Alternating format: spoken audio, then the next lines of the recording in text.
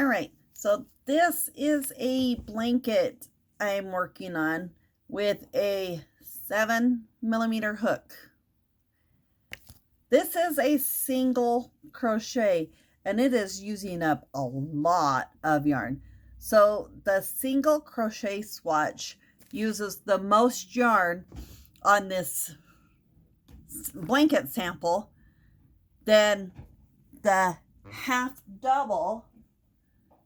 This one is a half double stitch. This one is a finished product. So, not sure how to show this.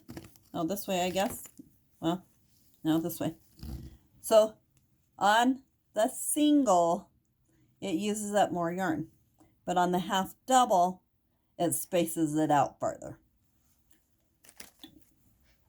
So, the single crochet stitch uses up way more yarn than a half double or a double.